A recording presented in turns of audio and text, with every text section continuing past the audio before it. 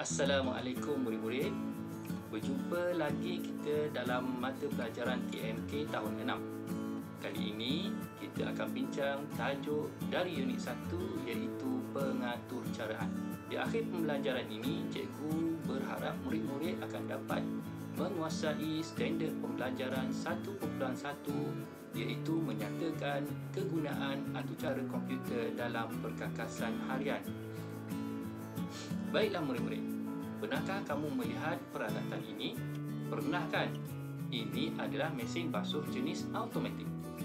Mesin basuh ini mempunyai komputer benam.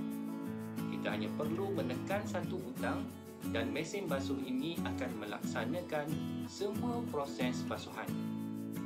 Bagaimanakah mesin basuh menerima arahan basuhan dan melaksanakannya?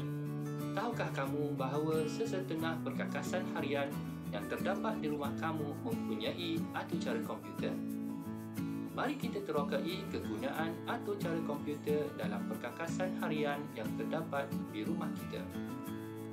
Yang pertama, televisyen pintar. Aturcara komputer yang ada di dalamnya membolehkan ia mencapai aplikasi internet dan melakukan pelbagai fungsi interaktif. Yang kedua ialah pendingin hawa. Aturcara yang terdapat dalam pendingin hawa membolehkan ia menetapkan, mengesan dan menyelaras suhu bilik berdasarkan isyarat yang diterima daripada pengguna. Yang ketiga, pembersih vacuum robotik. Aturcara komputer yang ada padanya membolehkan ia bergerak dan membuat pembersihan di kawasan yang telah ditentukan. Yang keempat, jam penggerak digital. Aturcara komputer yang ada di dalam jam ini membolehkan ia menunjukkan masa dan membunyikan penggera dengan pelbagai bunyi. Yang seterusnya ialah peti sejuk. Aturcara komputer yang ada di dalam peti sejuk membolehkannya menentukan suhu yang sesuai untuk menyimpan makanan. Yang keenam, mesin basuh elektronik. Aturcara yang ada di dalamnya membolehkan ia mengesan berat muatan, menentukan cara basuhan, tempoh bilasan dan masa putaran. Yang ketujuh, ketuhar gelombang mikro.